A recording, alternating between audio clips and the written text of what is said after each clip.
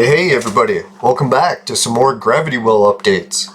Today we got a show on viewer questions, and I was glad to finally get some questions.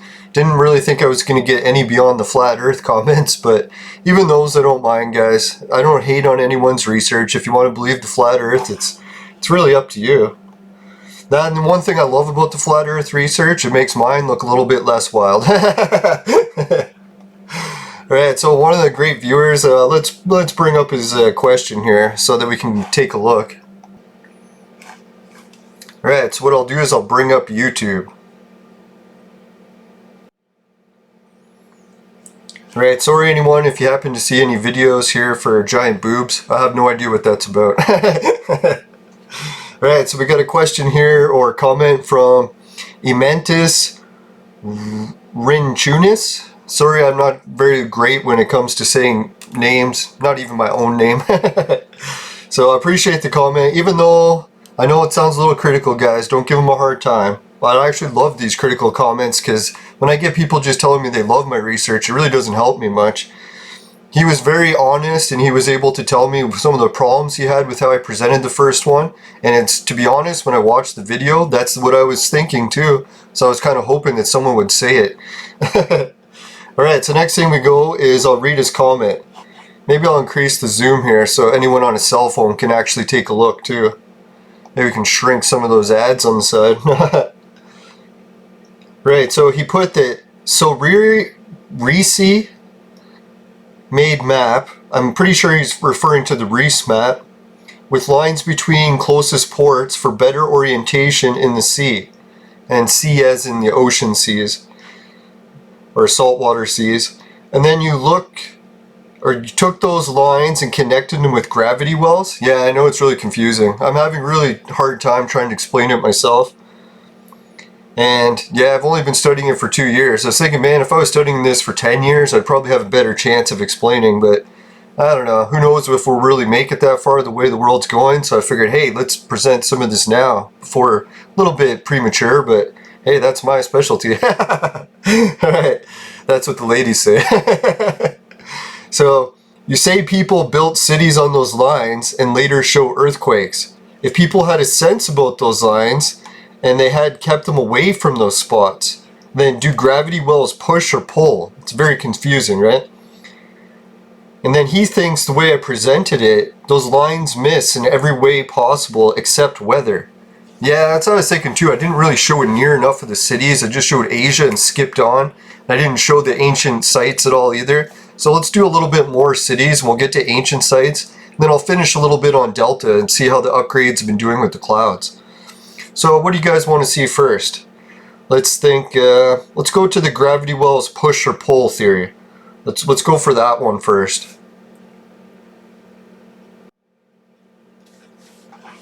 Right, my theory for this is that these gravity wells do both, pushing and pulling. It's kind of like, you know, two-sided coins. They both have one side, opposite sort of thing, but they're all still part of one coin. That's what I think this is, similar analogy. So why I say that is because each one of these orb points seems to push the land away, like you'll see a space where there's no land, and it causes things to orbit around them. So it's like a push and a pull. It's pushing land away, pulling in things around the orbit. And I believe that's what NASA and different black hole researchers have concluded recently as well. For a long time they thought that black holes were pulling in matter, but they found out no, that nothing actually does get pulled right to the center. They said everything just gets pulled in orbit around it, or things get, yeah, I guess it pushes the matter out and pulls it around the orbit. So it's a combination of pushing and pulling. I know it's a little bit confusing, just like me. Now, in most of the cases on the globe, we'll follow that pattern. I'll go over the prime meridian and the equator just for interest's sake. I don't want to make this episode too long because, I don't know, it's getting late and I want to go to bed. Right, so here we can see Gulf of Mexico, obvious one. And if anyone wants a really cool episode, maybe put it in the chat. There's actually a heat anomaly located right there. So if anyone wants to see a heat anomaly episode, let me know and I'll do that one in the future. Don't let me get sidetracked here. I get sidetracked very easily. Right, so the next is the Great Lakes. You can see that they've almost pushed all the land away, creating these giant lakes. And then, yeah, I guess maybe I'll go over, when it comes to the city point, I got an extra reason of why this is actually here and not over here. Yeah, and people don't know, like, the established theory for the Great Lakes. I live in the middle of them near Toronto, so our scientists in schools are always talking about the different theories over the years about how the Great Lakes formed, how old they are and such. So when I was a kid, you know what they used to tell us about the Great Lakes? They said that they never existed on the continent until the last ice age. That's when they happened. And they think that it occurred because the ice wall crushed all the ice, and it was really thick on the east coast, and when it melted, it all drained in, and all of the erosion created these Great Lakes. So that was a well-established theory for, I don't know, at least 10, 20 years, maybe before I was born, even longer. They used to teach it to us, well, not every day, but pretty often in school. But it just so happened that when I was visiting Dreamer's Rock, a really sacred place on this island here called Manitoulin Island, they have a cruise ship that'll take you from the island back to the mainland in Tobermory. So I was riding that cruise ship, and the cruise ship just happens to have one of those loudspeakers, and on the loudspeaker they're doing tour information, right? Like telling you the history of all these different islands, which ones are the best, which ones are, well, whatever, cool and stuff. But while I was listening to that tour guide, they happened to list the latest theory on the Great Lakes, and it's drastically changed since I was in school. I was kind of shocked too. I was like, holy shit, the Great Lakes are way older than they used to be. Well, according to our schools anyways. Yeah, so what happened is when they were looking for fossil records on Manitoulin Island, guess what they found? Well, I can't remember if it was millions of years or billions of years, but either way, really, really old fossils. And guess what the fossils were? Saltwater creatures. And they were saying that, yeah, not only are the Great Lakes like super old, like millions and millions of years, but they actually used to be saltwater. And then the only explanation they listed for that is they believe the entire continent was covered in salt water at one point, so that the lakes were actually just the same water content as the water around them. And then now the theory is the Great Lakes got deeper and deeper with each ice age, not that it was just created recently. And there is quite a few flaws to the theory, I'll be honest. Like, when they show the tours of these islands, there's a few things that look like, the Easter Island statues, but natural ones. And they're very fragile, like the slightest touch, you can knock them over, so the government has to be careful vandals don't come in and destroy them all, because they look really awesome, but it wouldn't take much to knock them over. So that's what I was wondering. I was like, geez, if that whole water and ice theory was true, it's like, how come these things didn't get smashed over? And I guess the theory is that the water washed it away and exposed them, and this was the first time they've ever been exposed. So maybe that could be true. Now I'm still looking into the theories of the Great Lakes, and I'll get to the information about the possible shift of this being over here more in the past. And I'll do that once I get to the city part of the show. Right, next let's go to Hudson Bay. Hudson Bay is another one where it looks like it should have been shifted over in a slightly different spot. And I'm thinking maybe that's because of the age thing. Like maybe our planet has been expanding and shrinking over the course of like millions or billions of years. I think they're saying now that some parts of the Earth are almost as old as the universe itself, off by like maybe 1 billion years or whatever. But compared to an 8 billion year old universe, that's pretty damn old, right? I was kind of surprised at that. I was like, how the hell is the Earth so old? That doesn't really make any sense. But if anyone has a theory as why the Earth would be as old as the universe itself, I'd be interested to hear it. Heck, I even like flat Earth theories, so hit me up. Now, I don't really hate on any theories, because as long as everything's still a theory, I don't think we should rule anything out, right? Right, so next thing I'll do is the pushing and pulling of the one at the North Pole. You can see that it's like a very rounded thing, so it's like pushing away land at the North Pole. And then that's why I believe the North Pole used to look like this. Now, sorry guys, I don't know why Google makes this image so blurry. This image should be exactly like the one beneath, nice and clear. I'll try to work on that and get it eventually. And you can see that the land bridge in Asia for the natives to come over from there was also existing at the same time, or maybe way before. We had a European land bridge. So there used to be a land bridge from Europe into North America as well, very long time ago. And people might say, well, hell, if that was true, why wouldn't there be really old Europeans in North America, as old as the natives? And I know with all the political reasons, I probably shouldn't be saying this, but it's actually true that there is ancient Europeans just as old, and we get the information from the First Nations people themselves. It's called the Sikata tribe, and they told about how they found the remains of ancient Europeans that were very tall, borderline giants, and they trapped them in a cave and burned them alive, and they tried to wipe out any Europeans they could find because they were human cannibals, and they were eating their babies. So it's like, I really don't blame any of the natives for wiping out the early Europeans if that's really what they were doing. That sounds pretty devastating. If anyone went for my babies, I'd probably be burning them in a cave too. Yeah, so if anyone wants more information, maybe I'll put the link if I can remember. Right, so this one here is about the only one I was thinking that didn't match that theory. But then I looked, and the more I zoom in, I'm like, holy shit, there's like a lot of rivers in this spot. So maybe it's in the early processes, or maybe it's really rocky here and they didn't have the easiest time pushing it away. Or what I was thinking is that each gravity well point has different properties to it. So maybe some of them push and pull away and other ones don't. So I'm not an expert on gravity wells, I'm just like basically covering intro. Like, I'm like a noob when it comes to this. I'm like a guy that's like living in his mom's basement, almost 50, and been a failure his whole life, so don't take my word on it. Now when it comes to this one, I was thinking maybe the desert formation has something to do with it. And I had to guess, this point here used to be here at one point. That whole shift I was talking to you about, I'll get that to when I get to the cities. Right, the India and Southeast Asia, you can tell that it managed to form that one rather well. Why it didn't completely destroy all the land here and only on the bottom half, I don't know yet. Maybe it's something to do with its type of gravity well.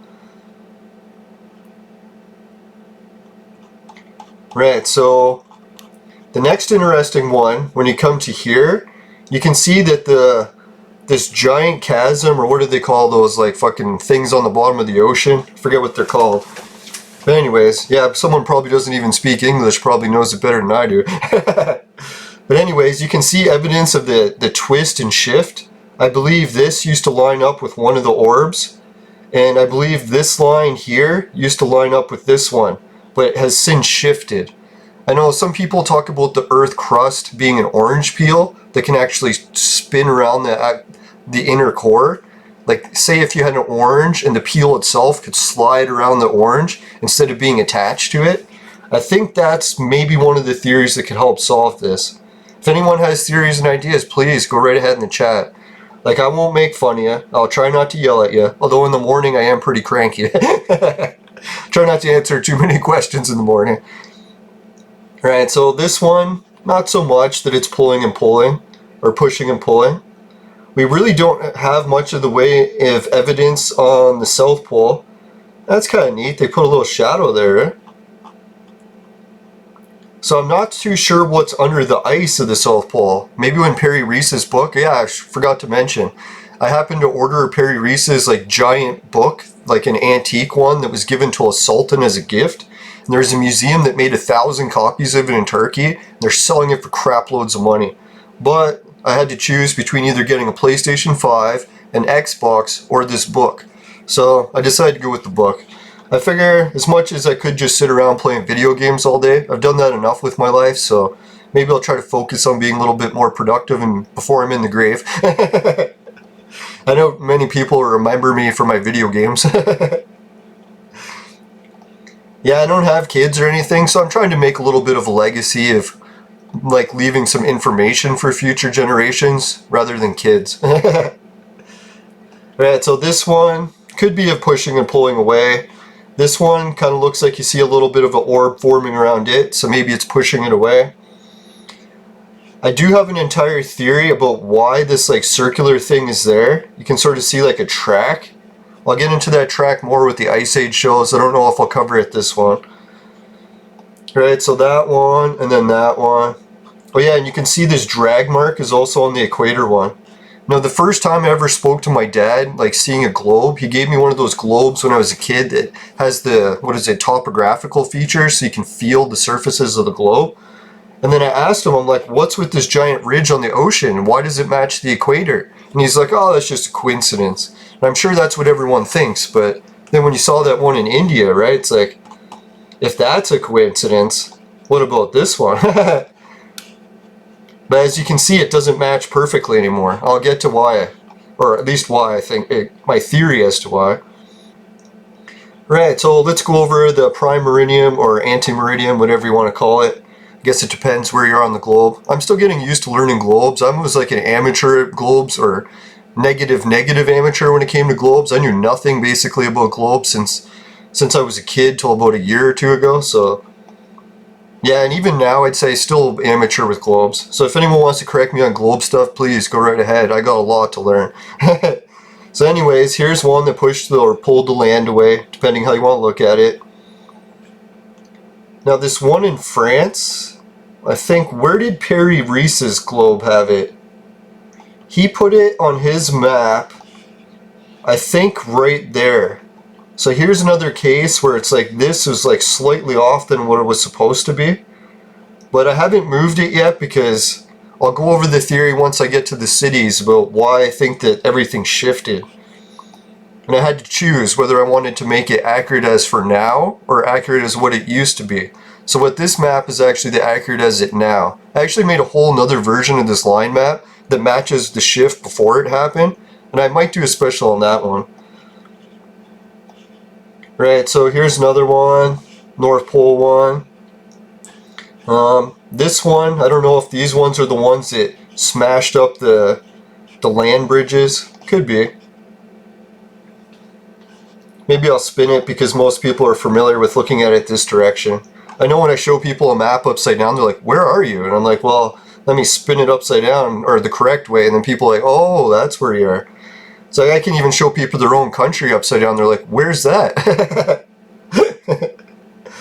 Right, so there's that one, that one.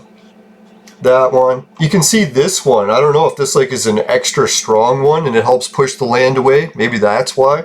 You can see that it has like quite a different shape around it compared to the other ones, right?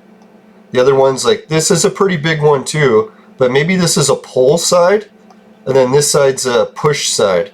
I was thinking like a magnet, you know, sometimes the opposite ends have opposite properties. So that's my only explanation so far as to why this one's pushed everything away, and then this one sort of pulled everything into it, but still wanting it to orbit. So that's what I was thinking. At first I was like, all gravity wells must behave the same. And then as I started making the map, I'm like, oh, wait a minute. There's probably a giant field of gravity wells, and each one has different properties amongst it. Now you can even see when you zoom out, it's like a darker area there compared to everywhere else, right? Now this one is my favorite, where it pushed and pulled the land. This is the Zealandia one. Where do I have Zealandia here? Ah, there it is. So you can see that this one happened to fall in the boot of Zealandia, or the heel. And I'll just show Zealandia and show Italy as a comparison. Obviously they're way different sizes, but as you can tell, the landmass is almost the same shape. And I think there must have been a gravity well here at one point. I'll turn on all my lines. I don't think it matches up anymore, but it probably did before the Great Slide. Yeah, maybe that's what I'll call the shift, the Great Slide. I still don't know what caused the shift or the slide. Maybe it was the breaking up of our South Pole. Here, come on, before I get more sidetracked, let's get these lines on here. Red and blue. Alright, so no, neither red or blue matches right there right now. So if I had to guess, that must have happened during or before the last shift. Alright, let's skip back to Zealandia and move down. Alright, I'll turn off Zealandia for now. It's a little bit distracting. Alright, you can see a little bit of an orb, darker color around there. Looks like it's pushed. Another darker color around there. Looks like it's pushed. Another darker color around there. Looks like it's pushed. But this would be the Atlantis one. Oh god, I want to do a whole special just on this one sometime. Now, if anyone's wondering, I was thinking after I watched the show, maybe I shouldn't because no viewers asked. I'll cover on the next one. People want me to cover the things I left out about the Atlantis or Schwabenland, or what was the other one called, Hyperborea. If you want me to cover that a little bit more, then put it in the chat and I will. I've got enough for like 3 hours on it, so I didn't want to try to cram it all into one. Talk really fast. Alright, so there, now we're back to Africa. What other ones are good examples of it? I think that's about it. Like the major prime meridian ones and the equator ones seem like the most powerful for the push and pull forces. Right, so I think that's the best I can explain the push and pull for now. Maybe I can find some more information to help illustrate that point. Yeah, I think that's about good for now. Right, next we'll get on to the cities and rivers part of the question. Okay, so cities and rivers, cities and rivers. I think I can leave it as the way it is now. Now I'll start with where I left off yesterday and only briefly talked about it. I know, like when you just briefly mention it, it's like, oh god, that's not near enough evidence. I should have spent 2 or 3 hours explaining it, but I'm trying to cram it all into shorter videos because these days people have shorter attention spans. Alright, when I did the other shift like before, Tokyo used to land on it, but I was thinking maybe that was just a coincidence. Right, so far we got Pyongyang, North Korea, and I was thinking before when I said it was because I actually just mentioned one of the theories, that they might have had the portal on maps and that's why they put the cities here. But I was thinking another case is usually land formations follow these lines, especially rivers. So if you wanted to build your cities on rivers, chances are it was going to come close to the line. And maybe these cities have changed over time, like maybe tens of thousands of years ago, these cities were never here, and it's just a recent phenomenon. For all I know, I have no idea about other countries, even my own. Alright, so that was Pyongyang, and let's go to more cities along. We got Hong Kong, Fujian, or Fuzhou. Sorry, I'm going to butcher every one of these names. I'm horrible. Horrible person. Yeah, Bangkok is pretty damn close. Before, when I was doing some adjustments, I had it right on, but I was like, no, I gotta make it true to the formulas. Like, I'll go over the formula a bit. Hopefully at the end of the episode I'll try to remember. Go over the formula. Okay, let's zoom out and spin this, because people are gonna find it weird looking at it upside down or sideways. Alright, so Bangkok used to land on it, but I adjusted it and got it off, just to make it true. Dakar, or Dhaka, that's one of the big ones. Yeah, I was surprised Dhaka wasn't right there, but hey, what can you do? Kathmandu is almost on the line. I was wondering if that had something to do with the mountains. It's like, I'm pretty sure this is like on a mountain chain, right? Yeah, this is mountains. So, oh yeah, there is some cities right there. Hadadu. Alright, Pokhara is almost on. And as you can see, this is like gonna be why, right? Like, if you could only build on the mountain chain, and the mountain chain was actually following the line, then the odds of it landing on the line was probably going to be pretty close because geography, not really because of the line and someone knew about it. Like, what are the odds everyone around the whole globe used to know about the lines, right? That's probably slim to none. Right, what it was, there was a big temple in Tibet, like the oldest like capital city or whatever, used to fall right on the line until I adjusted it for that shift. So before the shift, the Tibetan plateau used to land right on the line. I know it sounds shitty that everything used to be before, so what I'll probably do is make another episode with the old version of the map, but for now we'll just cover it on the new map because some of them still do match the new one. Alright, one of my favorite places where cities line up is Africa, but let's see what else we got. I don't think there was too many other ones around here that did. Obviously Dubai's not, it's a new city. Yeah, see, some of those, if you zoom out far enough, they're almost right on. That's kind of cheating, right? Kinda. Now then, if you really zoom in, you could probably bring up even more cities. Alright, so there's no impressive cities in this area. Now if people are wondering about the Holy Land part, I used to try to get it to land on Tel Aviv or Jerusalem or whatever, but it kept landing here in order to finish the map. So I tried to use my own bias and get it to land on all the cities, but no. So maybe that could be something to do with the shift. I'll have to check the shift map here again. But when it comes to ones in Africa, we got a few that land on it. Now forget the ratio. One day I was like sitting down trying to calculate the percentage, like how many of the percentage of the landmass of the earth are these yellow lines covering, and how many of the major cities are landing on it. And it was like working out to a really high percentage for how low land the percentage it was. So Asmara, Adidas, or Addis Ababa, Kalampa, almost fans right on it. Mogadishu,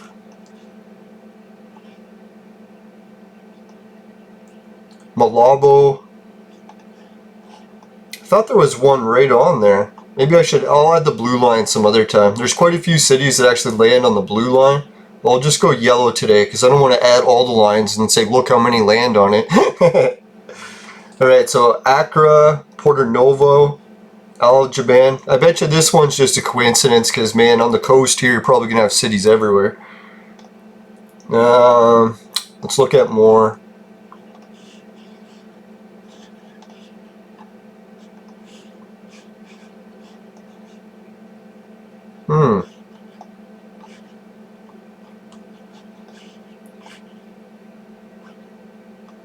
Yeah, maybe I'll bring up the blue lines just for interest's sake. Man, I could have sworn there was more on Africa. I must have been looking at the blue. Alright, well, go blue for a bit. Check it.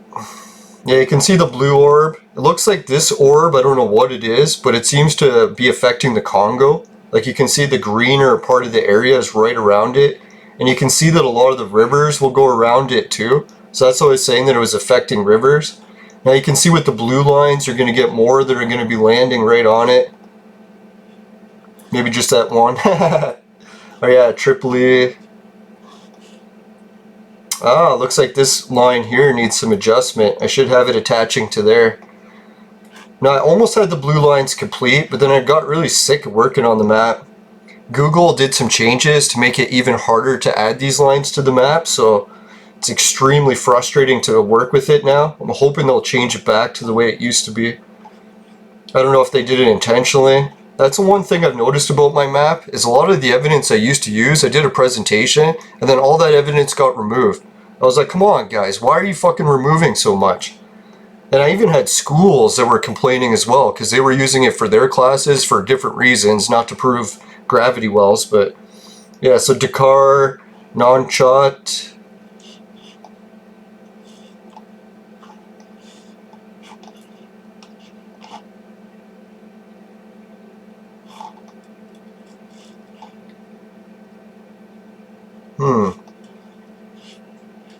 Oh, Windhoek.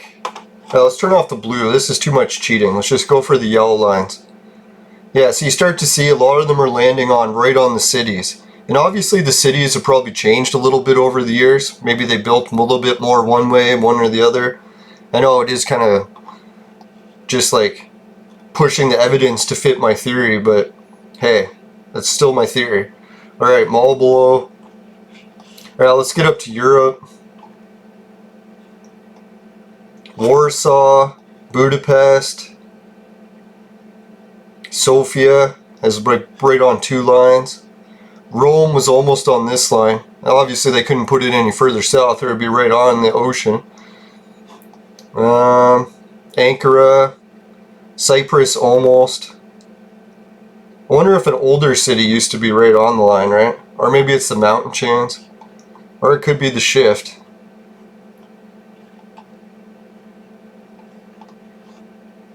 Ankara, Istanbul.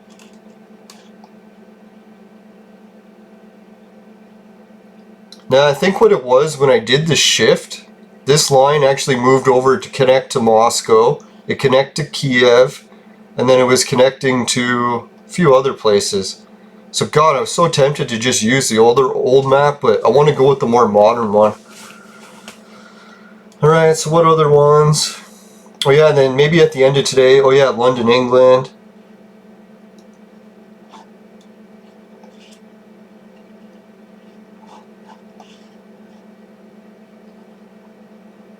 Now let's do Europe with the blue lines. I'm just tempted to see.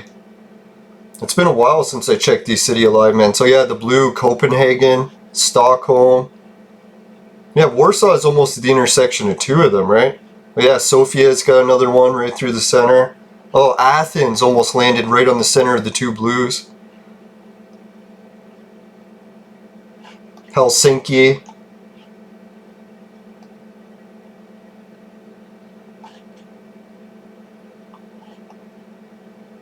Now, I was going to say that it's all the capital cities, but I was like, wait a minute, maybe in ancient times these weren't even the capitals? I don't know.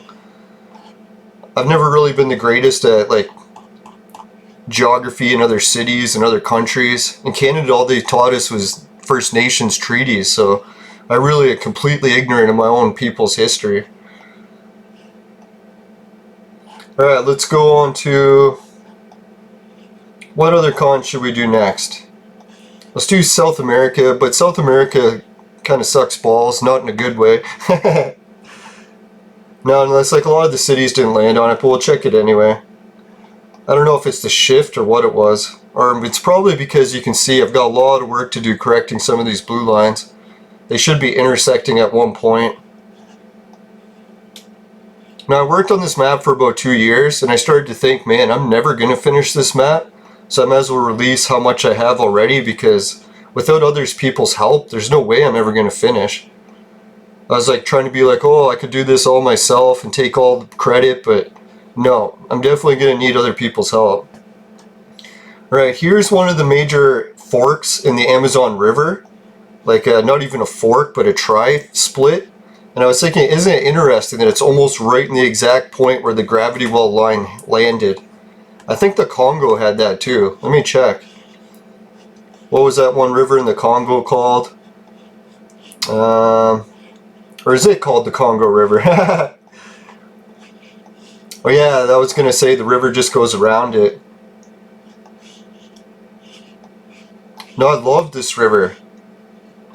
It's like all these different veins that it has. Man, what a cool river.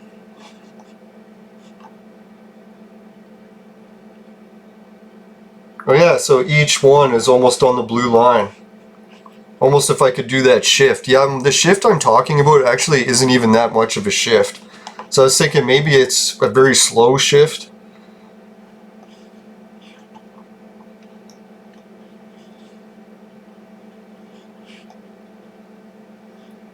Yeah, let's look at the mouth of the river, just see if I can find out the actual name. Or I'll look it up after. Doesn't really matter the name of the river. I'm sure someone knows. Maybe it is the Congo River. I'm just getting mixed up. Okay, so that was it for South America, or did I even show the north part of South America?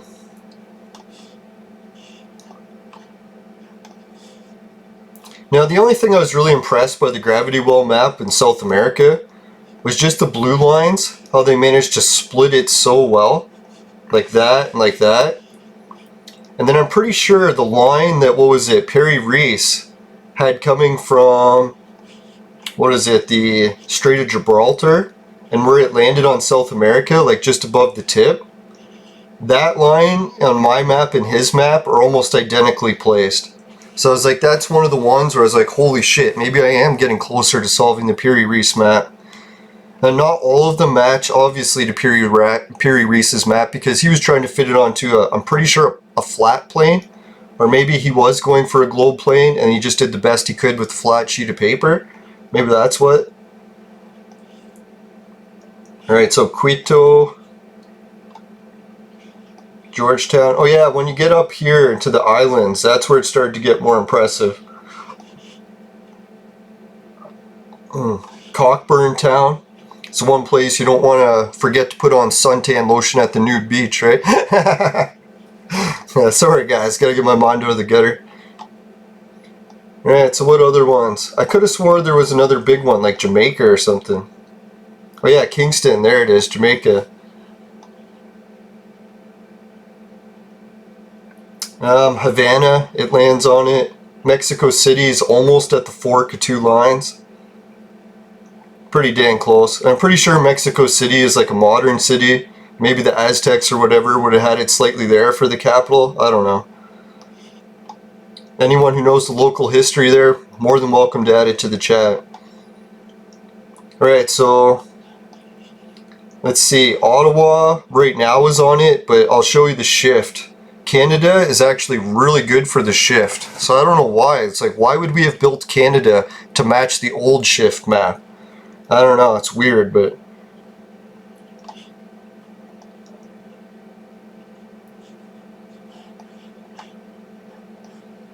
So New Orleans was almost on it.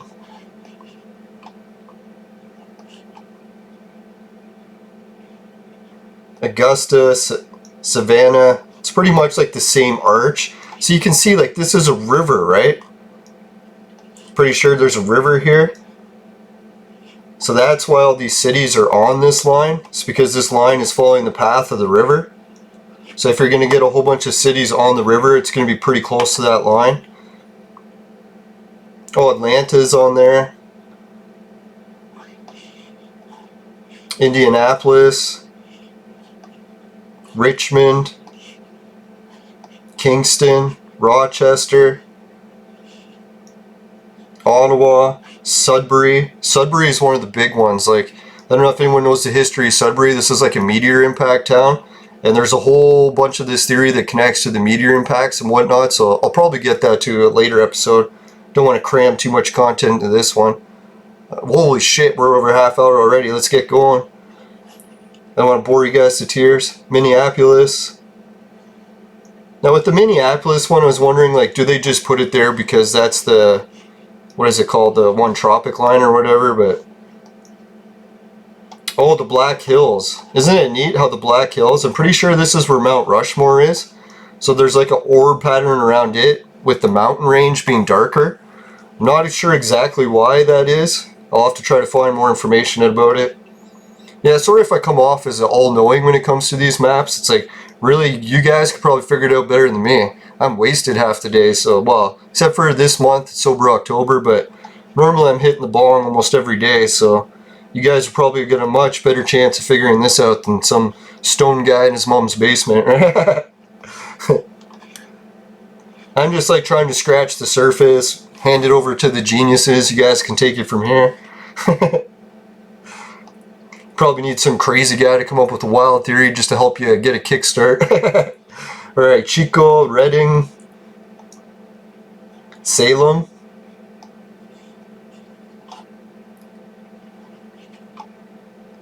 Right, so now I'll talk about the shift. I think I covered every place I wanted to that was on map lines.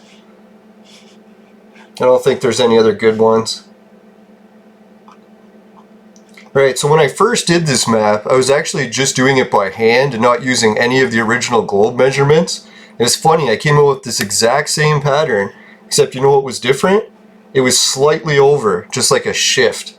And then after I found out that it was so close to matching the actual prime meridian, I was like, shit, let's just move it over to match that so that I can use the prime meridian and all the other globe markings to help cheat finish the map. Because the real map gives you all the identical halfway points, and that's basically what this map is using great circles to divide things in half and half and half. So if I get mathematical halves already pinpointed on the globe, it makes it a lot easier to place the lines. Ooh, that one should be there.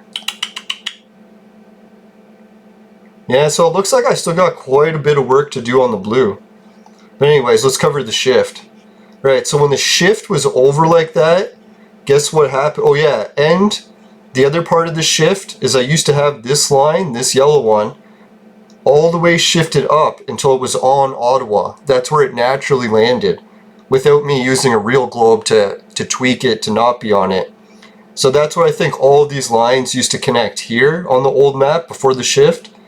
And it was interesting, when the shift was like that, this line, this one going through Washington, went right through the obelisk at Washington, and then this line in Ottawa, the yellow one, would go right through the obelisk we have in Ottawa. Well, they call it the Peace Tower. So I was like, isn't it weird, when you do the shift, all these major cities were landing on it even more, and right where the obelisks were. So I'm not sure exactly what happened to the shift, or maybe I just fucked up some of the map so far, so probably could take a little bit of, maybe halfway between those two. Yeah, Moncton, or St. Pierre.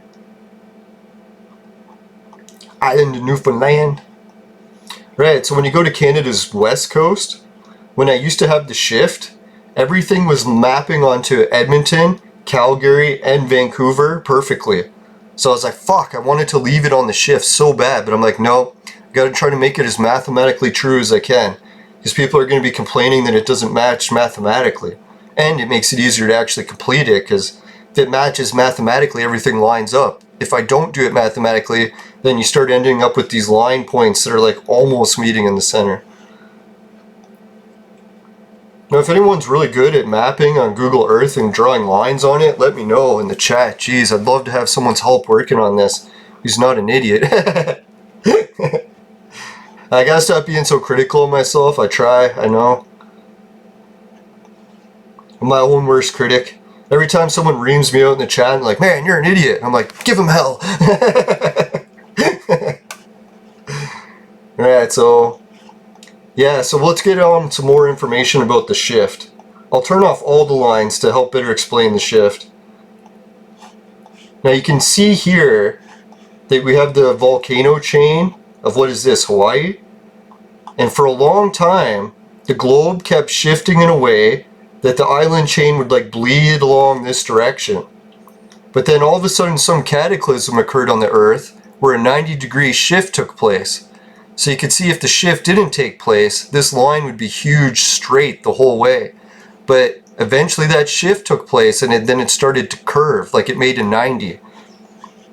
So that's why I was thinking the evidence for the 90 shift is also here. You see another 90 shift with the drag mark?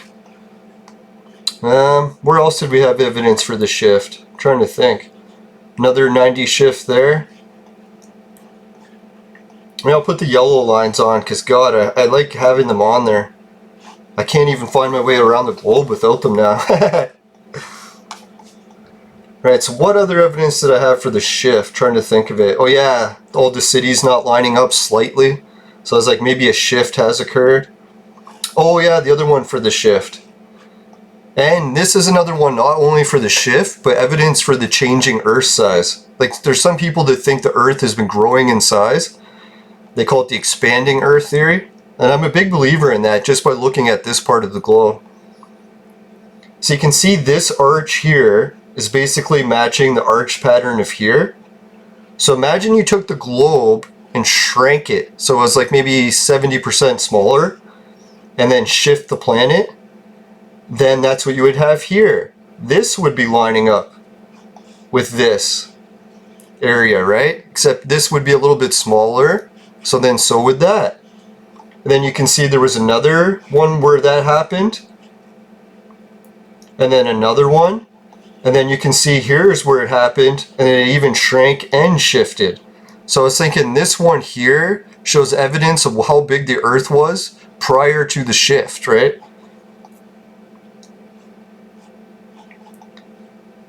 So I know that's a really wild theory. I don't know what anyone else science-wise has been able to explain these ridges here and why they're kind of like the same arching pattern. Like geography-wise, this is almost like a similar angled arch, right? Well, I guess this one's a little bit more steep. This one's more flat. Steep, flat. But I definitely think that's evidence for the 90 shift, right? It's almost like this was here. And then it shifted, or no, it was here, and then when it shifted, it made the same thing again, except in the new spot, where since before it shifted, right? So that's my evidence for the shift, the cities. What other questions did he have? The push or pull. Oh yeah, he was asking for more things that line up, just not the... Let's do the weather now, and then we'll get on to the last one, the new one. I'll put the ancient sites on so you can see how they line up on the map. The ancient sites was the one that actually helped me build the map in the first place by freehand. Yeah, can you believe I drew this whole thing on the globe freehand first, and then decided to use the other map, like the traditional globe, and then drew it on matching it? God, I can't believe how long I spent on that. No, I actually had a really bad concussion. I almost died from it, and yeah, then I got into gravity well research while I was going through my isolation period, where I couldn't speak to anyone, or I couldn't listen to anyone talk, or I would end up like having panic attacks, getting really bad fucking concussion symptoms. It's weird too, because some people say they learn to play an instrument after getting a concussion. I learned how to map gravity wells. It's kind of weird, but I know most people are thinking, yeah, it was a concussion. It doesn't actually mean anything. Now the concussion explains everything. Alright, so let's continue instead of continuing to make fun of myself. Right, so what was I doing? Oh yeah, I was going to show the weather before we get on to the ancient sites. Sorry for getting distracted easily. I started to get that really bad after my concussion too. Right, so what do you know, the red line one, is it lining up today? Today it's a little bit above it. Remember yesterday it was a little bit below it? But still the general arc pattern. Does anyone know, like anyone who monitors the weather in that region of the world, like where they live there? Do they see this like line cloud in the sky? Or is it like just a fake artifact on Google and this line really shouldn't be here? I was wondering about that because I'm like, man, maybe this is just an artifact and it's not really a cloud. I don't get why it's on the map every time I load it, or about 90% of the time. And sometimes it changes locations. Sometimes it'll be like near Australia or something and it'll still be on the red line. So I don't get it, but yeah, I fucking hate the red lines. Well, let's show you what the globe looks like with the red, blue, and yellow all together. I forgot to do that yesterday. Red, blue, yellow, and then zoom way out. So you can see the pattern when you zoom way out. It gets pretty intense. Like, try drawing that and then criticize me about it. It's not easy to do, right? I'm like no artist, and drawing this on a globe fucking took years, like 2 years. I bet you there's someone who could draw in a couple weeks and they'd be laughing because I suck at using Google Earth, but yeah, this is a pretty wild pattern when you add all the colors, but I don't like adding all the colors because, man, it's too clustered. It's like it's hard to show someone that it actually maps the continents well when you have all those colors on, right? So I just leave it at the base layer, the most basic one if possible. Right, so let's go back to the weather. Kind of got sidetracked there.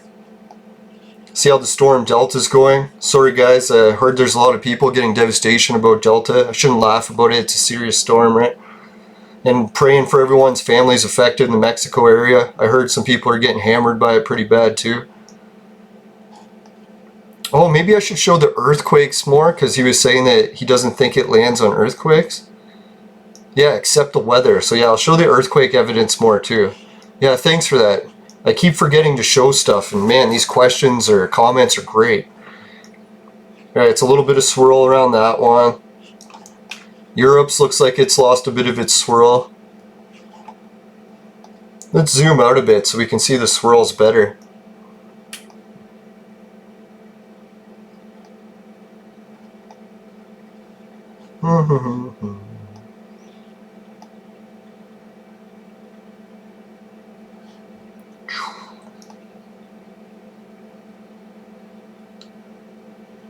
Yeah, sometimes I wonder if this gravity well pulls it in, and then before it actually grabs onto it, then it'll start swirling around. Yeah, I like that cloud. That one's neat. Now, if you want to really see some cool storms, check out the storms on each one of these poles, or gravity wells, during like another hurricane, like maybe a Cat 5 or something. When you get a Cat 5 storm here, the fucking gravity wells along here are usually freaking gigantic, like 10 times the size of the Cat 5. So I don't know why, like, we don't get information about these superstorms around the South Pole ones, but maybe not many people care about it, so they don't bother talking about it on the news. It's the only thing I can think. No one lives here, so why bother covering the weather, right? I would like to see just how strong those storms are. If it's like 10 times the size of a Category 5, what would that be? Like a Category 10? Or maybe the wind isn't that strong and it's just like the cloud mass is 10 times the size? I don't know. Alright, so let's check out some more of the weather. Spinning. I'll try not to spin the globe too fast, because I know it makes me nauseous. Alright, so we covered the south ones. Right, that's all about it for there. Now which should I do? Earthquakes or ancient sites? Let's do... yeah, let's do major earthquakes.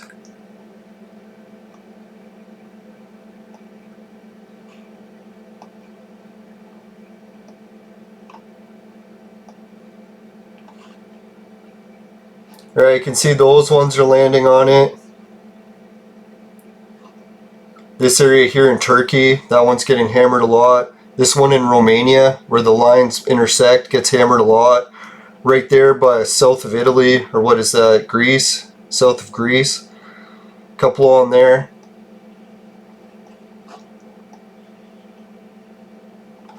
Islamabad gets hammered. This region here, where those interact, gets hammered. You can see the earthquakes are going on a line like this, and that line's going like that. Now I was thinking technically, like the guy was saying, like do things orbit around or they get pulled in? Is it one or the other? I find some of the gravity wells will have the earthquakes orbiting around the center of it. So rather than landing right on it, it orbits around. And I think one of the clues to that is looking at the moon craters. This whole philosophy actually applies to the moon as well. And I was surprised how many of the planetary bodies actually follow it near identical. Like you start looking at the moon, yeah, anyone who's critical, pick up a picture of the most high definition image of the moon you can find. Guess what? There's one of those giant ridges that divides the planet completely in half, just like a line. Like it is a line, and it divides it directly in half. So I was like, why do the planets have that if these gravity well lines aren't real, or moons or anything? Now this place here, obviously it's a mess because there's so many earthquakes. But maybe what I should do is turn off the so many ones, just for now, because I can narrow it down to just recent earthquakes.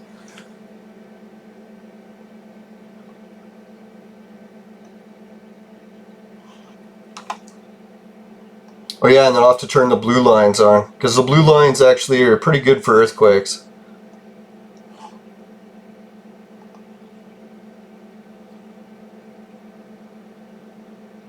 Oh, Normia, I didn't realize in New Caledonia that city lines up too. I got a buddy that was a missionary in Papua New Guinea. He said they got bad earthquakes there. A lot of them will land up on the line. But this region isn't very good evidence because really there's so many earthquakes around here. It's bound to land on the line eventually, right?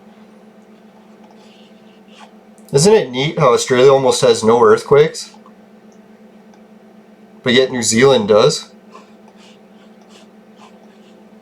Then you see why. It's like maybe this gravity well has more earthquakes coming out of it.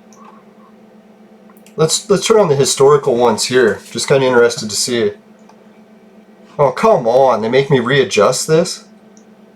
I don't know why they can't just turn it on. Yeah, so there's been a big one right on the line. A few of those. I guess that's the best evidence that the biggest earthquake, 7.7, landed right on the blue line.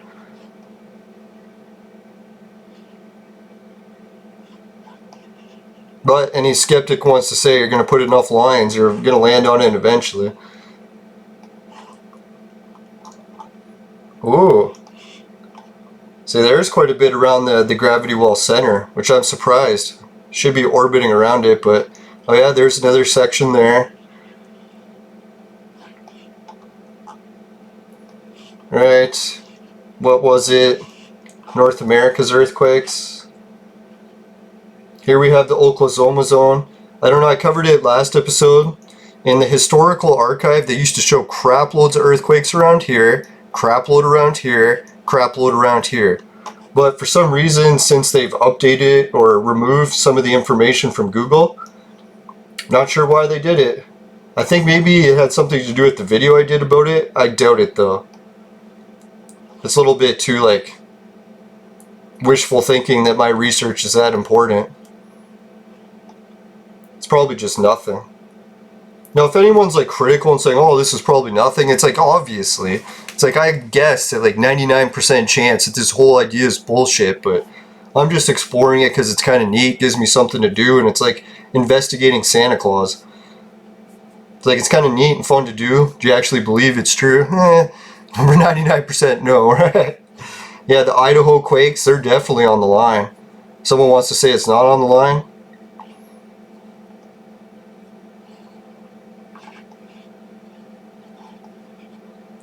Yeah, if you want to check Alaska and stuff, but obviously with Alaska, they got so many big quakes that they're going to be everywhere, right? 9.2. Let's put on the red, see if it affects it.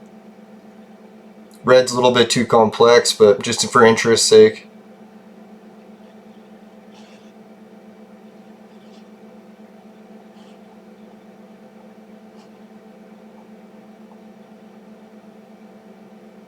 Yeah, poor Anchorage, eh? They got quite a lot of earthquakes that come right near them. Now, plus you could look at this map the way it is now, or you could look at it during the shift. Oh, there's where a bunch of the blue lines. And if you switch it to the shift version, yeah, then there's definitely a lot more that are going to line up. Especially depending on the age of the quake. Imagine we had all the earthquakes of the Earth's history, that'd be sweet. Then I bet you this map would really be telling.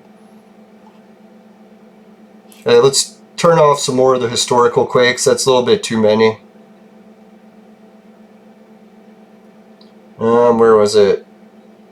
Ah, come on. Sorry guys, I'm getting a little bit of sore eyes here. I still get occasional symptoms from my concussion, although since it's been 2 years later, it's not near as bad.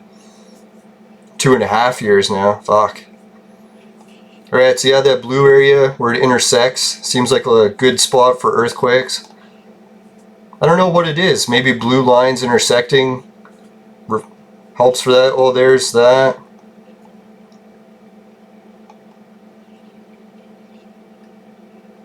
Yeah, see these on either side of the line.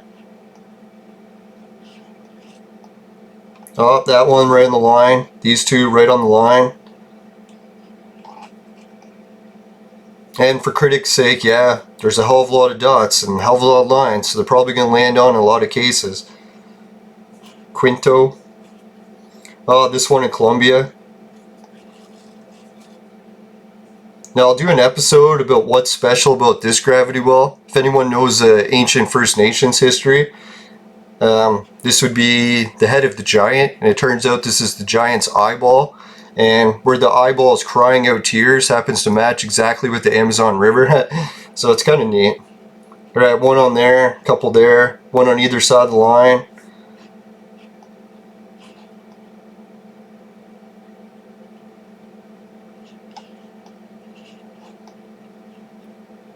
Right, so maybe I should do the mineral resources.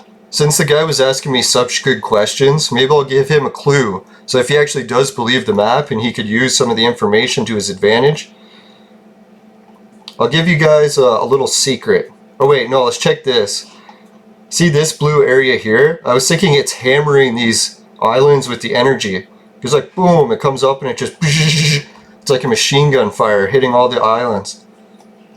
Especially here. Look how many earthquakes are here. Isn't that ridiculous? It's like, let's put on the historical ones. Just for the fun of it. I'll try to speed this up, guys. Sorry I'm taking forever.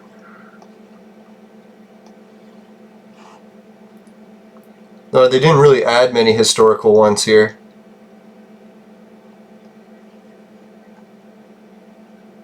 Now that's when I started to get thinking about evolution and other ways that gravity wells technology is going to be able to shape the future. Maybe some of these gravity well energy points we can isolate as being the source of earthquake energy. And then others we're going to be able to isolate as the source of specific types of evolution. So what I would like to do is go to another planet in the future, like say theoretically if we could go 1,000 years in the future, and then see where humanity has found another planet with life and water and islands and continents, map this entire map onto it, find this gravity well, like in like correlation, the one that would match it, and then see if they have marsupials. Because I think it's this energy field, if you're on the south side of it, being so concentrated. Here, let's move off the blue. like any of the creatures getting hit from the southern point of this energy field are going to turn marsupial. And I've actually been studying a lot of the evolution of marsupials on Australia since I started doing this. And I found out what happened with botanists is when they bring certain types of plants, plant them on Australia, they turn marsupialized too. So I was like, what the hell? Why can you take animals or plants, bring them, put them in this energy field, and all of a sudden they turn marsupial? If you want to read more about it, it's called bastard cannabis. Yeah, then when they brought cannabis to Australia in the old days, planted it, it marsupialized. So it still has THC, still red hairs and crystals, but it no longer looks anything like cannabis. Like the leaf is completely different, has different leaf patterns. I think it still has the red hairs and crystals. Yeah, it still does. So yeah, that's what I was thinking. In the future, I could probably theorize that future aliens or humans in the future, they'll be able to use this gravity well technology. They'll be like, hey, if we want to create marsupials on this place, let's form the fucking planet so that it shifts and has a landmass right under it. So then, boom, you got marsupials. I was thinking the same thing too. Maybe if this energy field can create marsupials here, maybe one of the energy fields, say in Africa, is helping to create humans. I don't know, it's just wild theory, but I'm all about the wild theories. So if you got more wild theories, feel free to add them. I don't even mind the flat earth. Although I actually kind of love the flat earth because it's a wilder theory than mine. Maybe. Alright, so what did I all do there? Just showing earthquakes. I don't think Africa had too much in the way of good earthquakes to show. We showed Asia. Oh, that recent one landed almost on the line, right? Now I was thinking Japan, central there, might be lucky. Let's turn historical. Maybe that's why they've avoided earthquakes there? Come on, separate. Or no, they definitely didn't. I was going to say, like, maybe the center has pushed some of the earthquakes away and the earthquakes would just orbit around it. But there does appear to be some big ones. Well, I guess it is still orbiting around it. The center itself has avoided any earthquakes and the earthquakes are happening all around it. Hiroshima. I'm trying to think, where have I heard Hiroshima? Is that the detonating spot, right?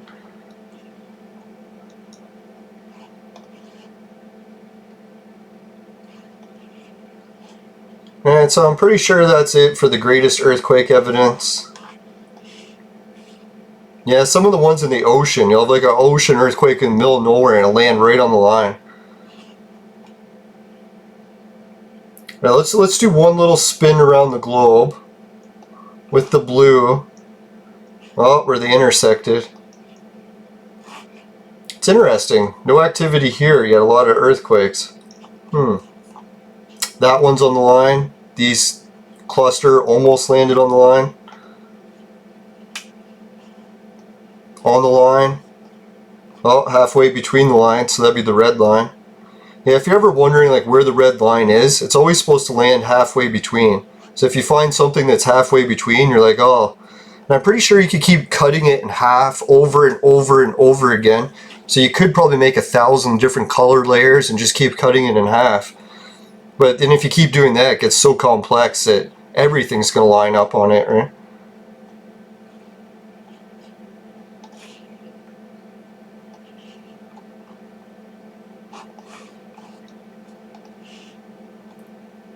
Oh yeah, I should show the Atlantis one.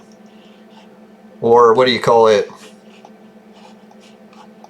Hyperborea, whatever you want to call it. I was thinking, was it the historical ones? I could have swore I remembered there being some earthquakes here, but I could be wrong.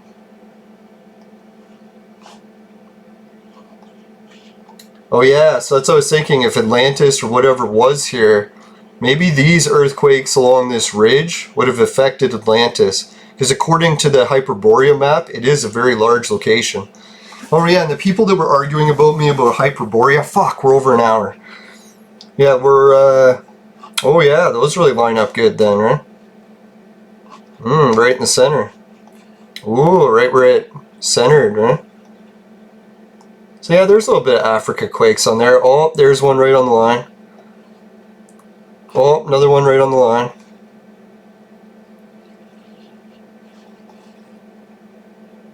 On the line. Oh, there's right in the center. Probably already showed that one. Got a orbiting pattern around, but none in the actual center. Right on the line. Yeah, so maybe below the south of this energy field is creating some, but probably not because it's the ridge. Ooh, look at that big one, eh? Landed right on the red or blue line.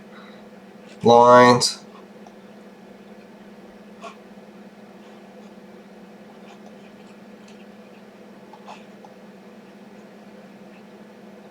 Ooh, Hawaii. Well, obviously Hawaii's had a few with all the volcanic activity, right?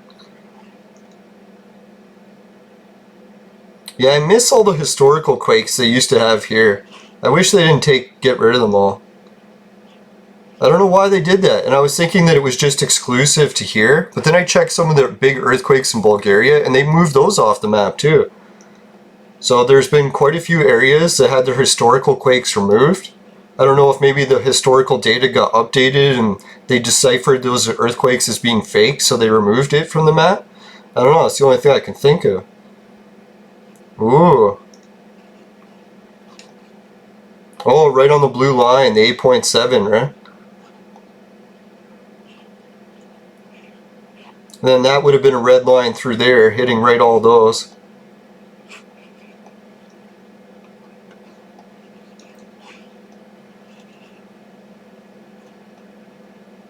Now obviously you're going to get earthquakes anywhere along this ridge line. Or any of the ocean ridges. They seem to be prone to earthquakes for some reason. Probably where the plates are connecting.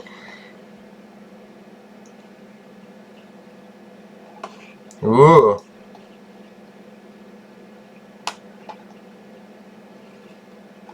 Right, so that's it for the earthquakes. I want to bore you guys to death with those. Probably already did. Mission failed. Right, next we'll do the ancient sites. If anyone's been waiting for the ancient sites, thank you for sticking through the show. If anyone wants to do notes, like what do they call those, timestamps, add to the chat. I'll pin your comment to the top of the chat so everyone can use your timestamps. I know some people are probably not into earthquakes or not into whatever clouds or whatever. I know some people really hate cloud research. I was like, ooh, you hate clouds, do you? Well, it's probably because it's like people in the old days would decipher all this crap from clouds, and yeah, I'm sure you'd be sick of that crap.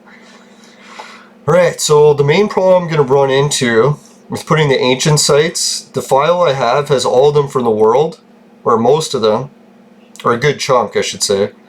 And the ones in Europe are just so many, I can't show it or it'll crash my computer. So what I got to do is try to stay away from Europe and just show you the rest of the spots. Because if I don't, let's start on North America. So that way if I come to crashing, maybe it'll be at the end of the episode and I can just cut it short. Ah shit, I gotta go carry my uncle to the washroom. Sorry he's disabled and I forgot, I gotta move him soon. So let's get this show on the road.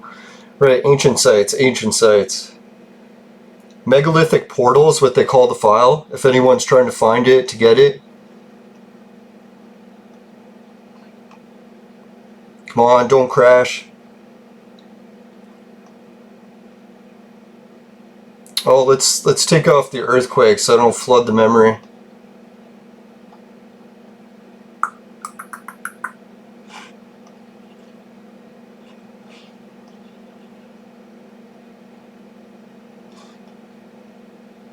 Right, so you can start to see some of them lining up.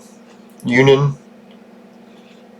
And before the shift, I had a lot of these Sundale wells and stuff lining up. Beaverly Workshop.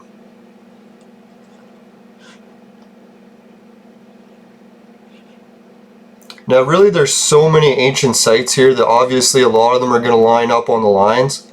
But you can start to see like a general pattern where a lot of the bigger ones are landing right up on it.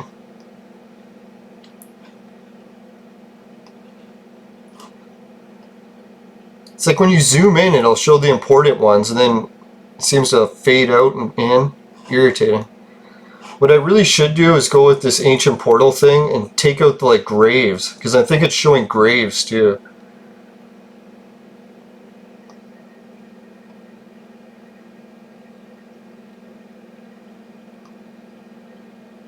I don't really care about the cemeteries. I don't think really those matter.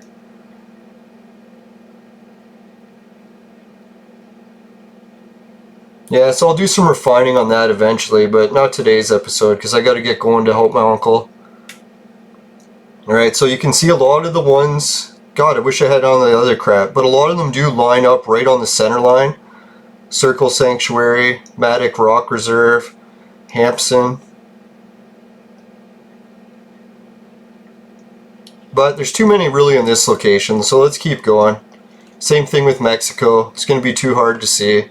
Once we get into places with less ancient sites and it becomes more apparent. Now let's go with Africa. None of these really are lining up too well.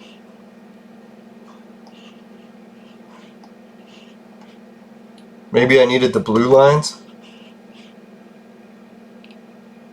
Now you have to forgive me, a lot of this stuff I haven't looked at in a year, so it's been a little bit of a while, just doing it by memory, and my memory is probably worse than anyone watching the show.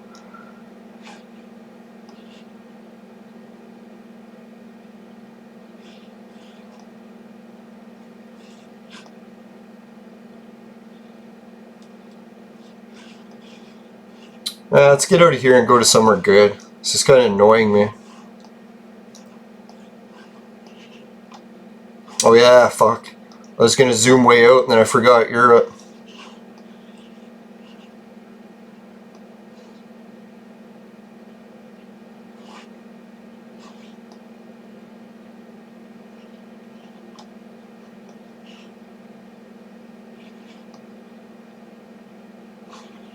That spot in Ethiopia.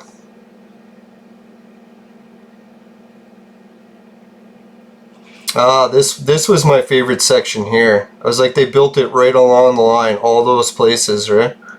Could just be because the mountain formation follows the yellow line. Then we got that place. A lot of ones followed the blue line. How far can I go up into Europe before... Oh boy, better not.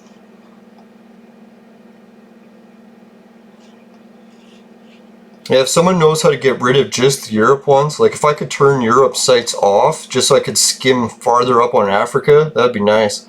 I think someone in the chat mentioned they can, but I wasn't able to figure it out. I'm a little slow, if you can't tell.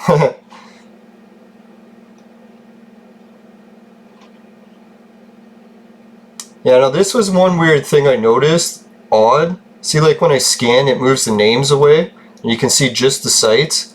And how like no sites were built past that line, or very few.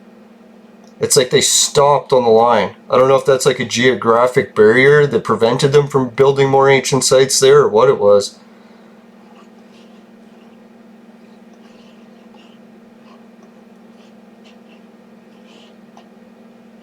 Now if anyone's into mining and resources, after I do the ancient ones, because this isn't really that impressive. There's a couple that are lining up pretty good. But I think most of these ancient sites are going to line up better with the old map style.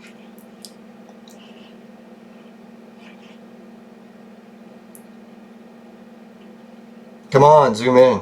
Jeez, I almost zoomed out too far and it crashed.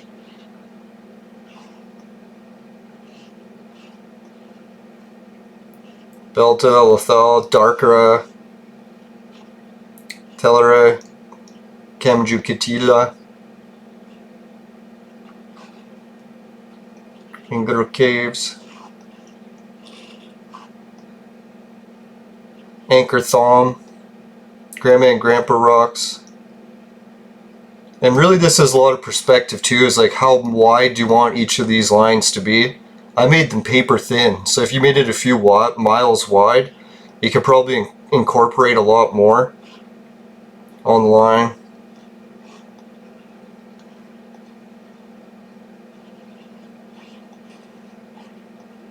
Saying how close can I get to Europe without it crashing?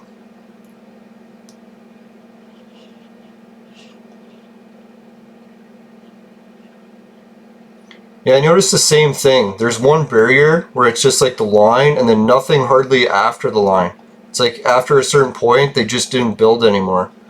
I don't know if that was geographic wise or maybe vandals have destroyed everything past that line and that's why you can't really find it anymore.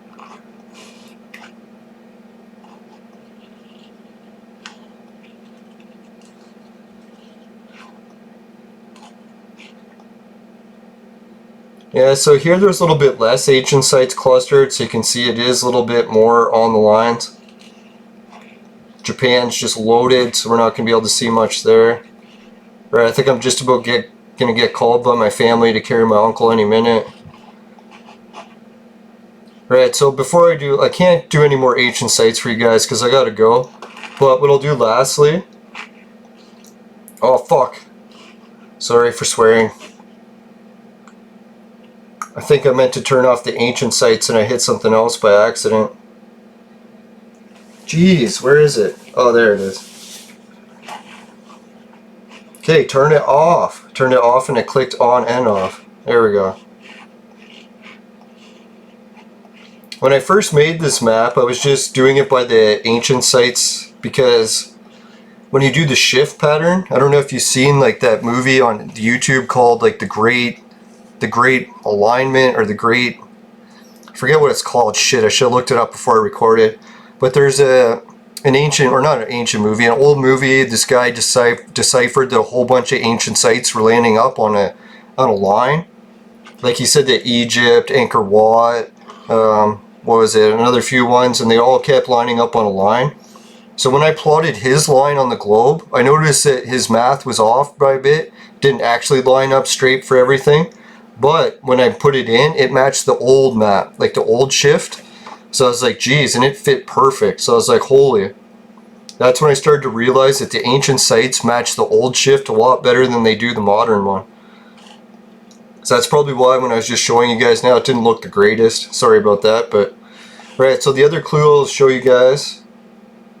I don't know if it's the blue or red line. I haven't looked at it in a few years. There's a place up north that I like to research a lot. I think it's this one.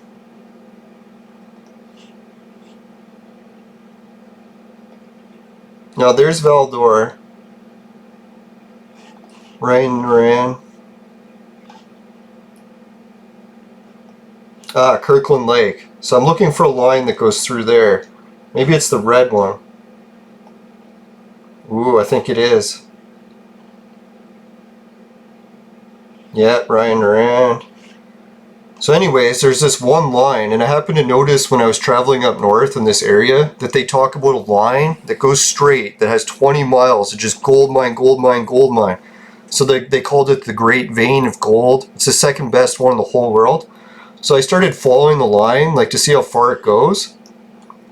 Lo and behold, when I kept following it, Newfoundland here, it's like all gold, lot of gold here. Then you follow it through when you get to here, and it cut through like Congo's most rich gold area. It cut through New Zealand's most rich gold area, and then ended up in California's most gold rich area. So there is a line that has all the gold and minerals on it. So if anyone's into gold and minerals, that's probably one of the lines you want to check into. But I think it fits on the old map a little bit better than the new one. So if anyone wants more information on the gold line, just let me know and I'll do an episode about it too. But thanks for watching, everyone. I got to get going. We'll just get to my affiliate links in case you guys want to help out the show at all. Oh, for a second I thought I had the other duplicate sound playing. Holy shit, that would have sucked. Alright. What I have here, any adults are able to gamble. I got a Bitcoin casino link. Got it in the more info below.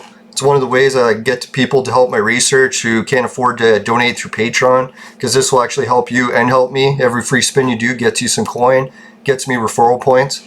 So if you click roll, it'll increase your Satoshi. So let's hit roll. 33,429. 33,447 Satoshi. Woohoo! If anyone's wondering what Satoshi is, it's the mini Bitcoins. If you add them all up, they eventually equal 1 Bitcoin. Then you can gamble them. They got different ways for betting, like a casino. And then they have multiply. It's like a casino game right on it. Earn Bitcoin, 4% interest rate. and a lottery. Every time you guys do spins, it gets me tickets for the lottery, so I love you guys for that. Hopefully one day we can all win. And so far I've already got an army of 41 people helping me. So a big shout out to all the 41 fans of the show. Appreciate it. You guys are the best. Alright, so that's it for that one. What other affiliate links do I got? So the other ones I got is my Patreon, Society 6, Schwadbucks. My saying on Society 6 is finishing quick is my specialty. Comes in bed sheets that are very popular with the ladies. But as you can see, my specialty is a little bit off today. Long episode. Schwagbucks is one for shopping online. You can get discounts and discount codes. It's like a Air Miles card, except it gives you percentage off your purchases. It gives you cash back, well, Amazon gift cards back. And then GameKit is where you get paid to be a gamer. They'll give you games to try and you can play them and they'll pay you. They usually pay in the Amazon gift cards too. Hideout TV is a place that will pay you to watch videos. Similar to how YouTube pays its creators, Hideout pays the creators and the viewers. So if you want to get into that, Hideout TV, it's in the links. Bitcoin's one I just covered. The virtual maid sex machine is for adults and men only, but if ladies need a sex machine... just kidding. Alright, so I guess I'll get going, wrap up the show. Big shout out to the guy who left all the questions there. I really appreciate it. If you got more questions, keep them coming. I know I suck balls and not in a good way at explaining some of this, so I'll try to do another better job and maybe get the old map going so I can compare the two for you guys. I don't know if my computer can handle it resource-wise, but I'll try my best. Right, take care everyone. Yeah, I think that's about everything. See you next week, or next time you got questions, or next big storm or hurricane. I'll try to map it for you. Alright, take care. Bye for now. Here's 3 videos below. Actually, one's a subscribe. 2 are videos.